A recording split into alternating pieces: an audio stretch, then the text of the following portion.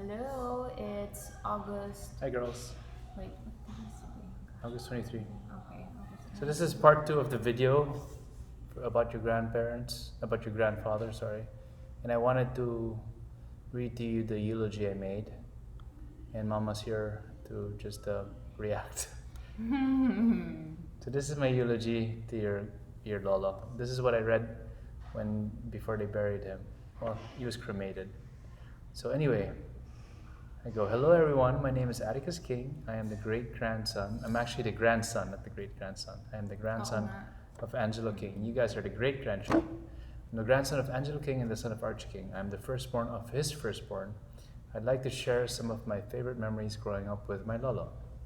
My earliest memory of Lolo was the feeling of fear. I must have been around age 8 or 9, and Lolo was in his late 50s. I was in his previous house on Banaba Street, and I did something that angered him, which I don't remember anymore, but it was enough to get him shouting and running after me with one of his walking sticks that he kept in the umbrella jar. If I remember I remember running for my life from his work area to the kitchen because he looked like he was ready to spank the Chinese out of me. So you guys are now, I'm 1/4 Chinese, that means you guys are 1/8 Chinese. Another impression and feeling was that of awe.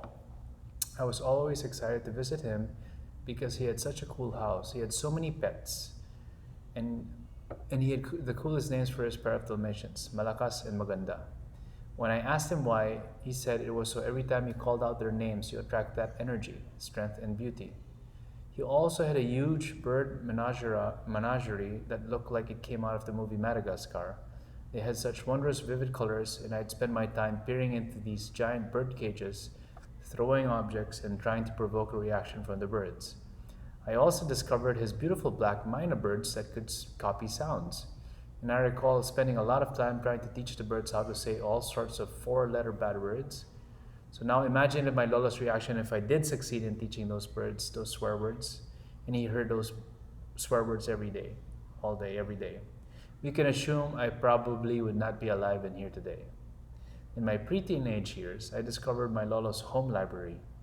I recall it being slick and modern, mostly glass, and an angular-styled room with a great collection of heavy hardbound books and magazines like Reader's Digest. I read it for the short stories, word of the day, and the jokes. I was consumed with learning about the world and spent a lot of time in his library. However, what truly cemented my love for his library was when I discovered his bound collection of Playboy and Penthouse magazines. Suffice it to say, I spent a lot of time alone in that library, furiously studying. I was studying to have you guys. In my teens, my Lola would take us grandkids on overseas trips without my dad or my Lola. He would travel and bring a couple of people from the office to assist him in taking care of us. These trips were my first introduction to how organized he was.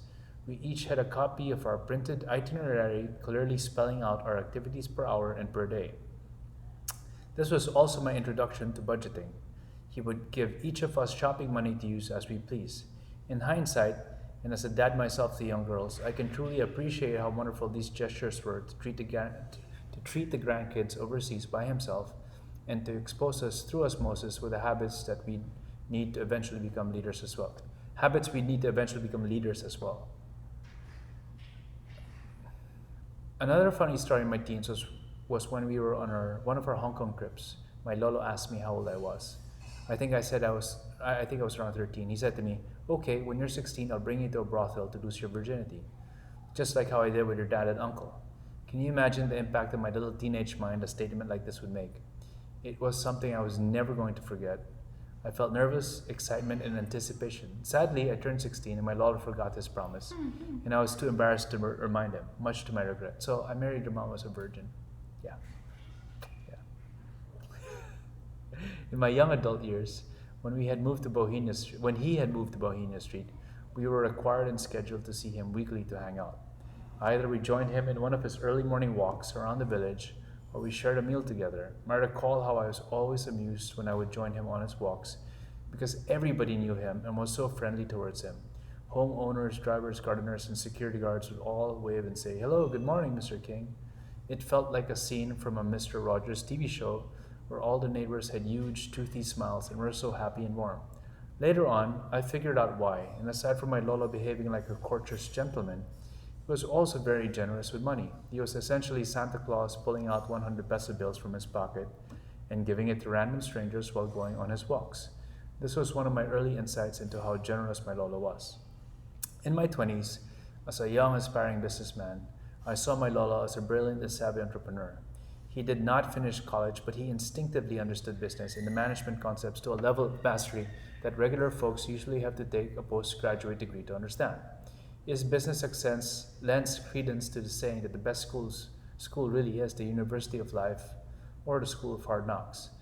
As an example of how brilliant he was at managing, I recall a story from our former motel managers about how my Lola required him to make procedural manual on how to handle cockroaches in the motel rooms back in the 70s. They laughed at it then because my Lola wanted them to diagram and create a flowchart of how to manage the pest control problem. They thought my Lola's directives were overkill, but fast forward to now, where we are paying a lot of money to get ISO quality accreditation from an external auditor, where part of the requirements is to have defined working procedures for pest control management. So guess who's laughing now? He was that forward thinking. He was also hyper organized. He took the concept of you cannot manage what you cannot measure so seriously. An example, when he was trying to correct his bowel movement because he was always constipated from stress and wasn't satisfied with his fecal output, he started weighing his food intake and subsequently his stool output to make sure it tallied, so it should weigh the same.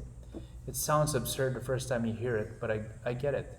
You cannot manage what you cannot measure. Okay. Uh, As a human being, I admired how real and unapologetic he was. Everybody knew my Lolo loved the horizontal mambo, hence the inspiration for his foray into the motel industry. But when I would confront him about his aberrant behavior, he was very cognizant of his flaws. At least to me, he did not pretend to be perfect. Even if he knew back then that I was a young, arrogant idealist and that I would judge him for behavior that I thought hurt his family, he just continued to carry out "this is who I am" attitude. And upon reflection, if those same character flaws did not exist, he would not have he would not have built his empire and probably would not have been able to establish the immense philanthropic legacy we enjoy today. But there are no sins that need to be forgiven because all is perfect. All is perfect. My favorite story and the impact my Lola made was when I was out one evening at a bar and this fellow randomly approached me and asked me if I was Angela King's grandson. I replied yes, and he proceeded to share his story of how he worked as my Lola's trainer in the Manila Polo Club, where my Lola then asked him what his dream in life was, and he said it was to finish his college degree. My Lola then gave him a scholarship, and he ended up working as an aide to the mayor in the city government. He proceeded to give me his number, and he told me that if I ever needed any help with anything, to just call him. He said he owed my Lola for changing and improving his life, and he wouldn't be where he is now if it weren't for him. I felt very touched and proud to hear this. So yes, bearing his surname has always opened doors, but even more impressively was how it opened hearts. Speaking of big hearts, I'd like to say thank you to all the employees, Ruby, Merly, Esther, the doctors, nurses, and caregivers, Luz, RJ, Connie, Pee-wee, Miguel, and Joshua. On behalf of the family, thank you for your intelligence, your diligence, and love that my Lola lived for 9 years bedridden in your care. In conclusion, I saw my Lolo as the center of our family's universe. From my perspective, he was an exceptional businessman and a wonderful granddad. He was very deliberate about spending time with each one of us and nurturing the next generation. He was the most successful of my grandparents, yet he was also the one who made the most time for us. He was the son that nourished and pushed all of us to carry the torch higher and further. For others, he could also be the relentless sun that burned.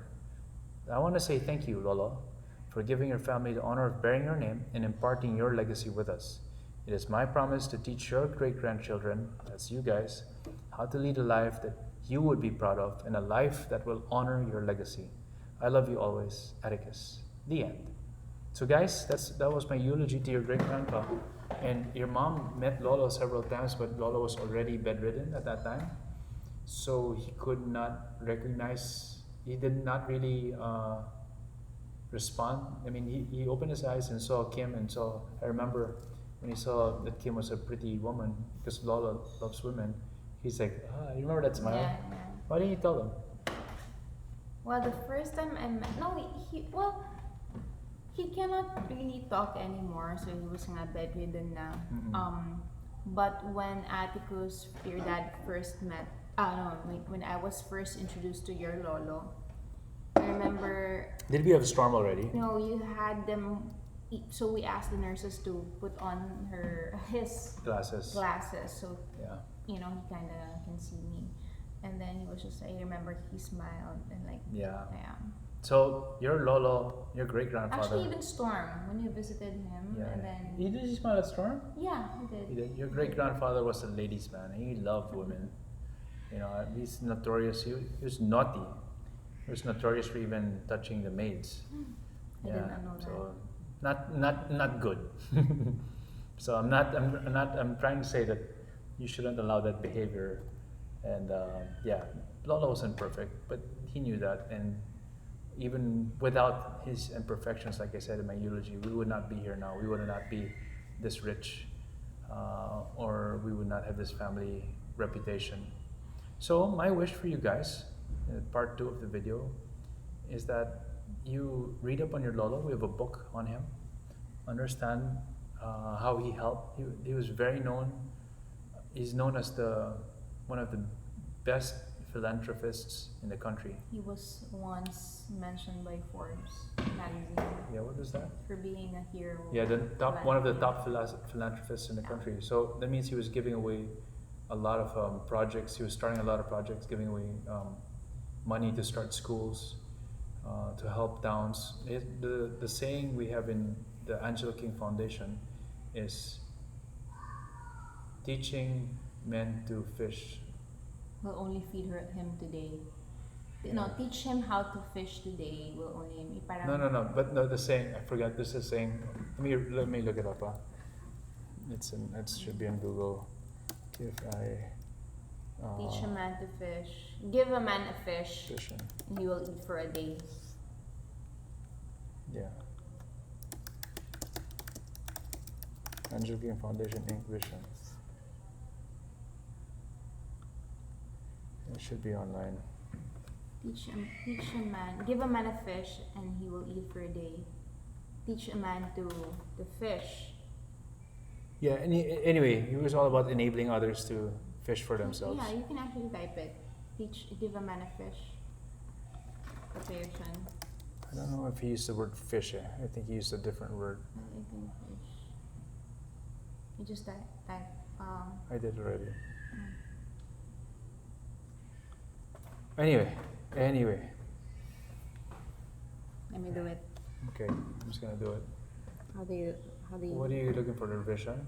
Yeah, right. There's a code. It's known. The code's different. I know the code. It's different, but Yeah, the code's not the revision. okay, alright. They changed it. They made it Okay. simple. anyway, so If you guys want to know the saying is, if you give a man a fish, he eats for a day. If you teach a man to fish, then he eats for a lifetime. okay, so I'll elaborate that. What does that mean? It means that if you give someone a material thing, for example, food, and then that person will only eat for a day. But if you equip the person with talents and skills, then this person can survive and make good use of it in order to thrive or grow and eat. Yep. Yeah, so basically that's it. Okay. I love you I guys. love you. So, Mama, if anything happens to me, show them this.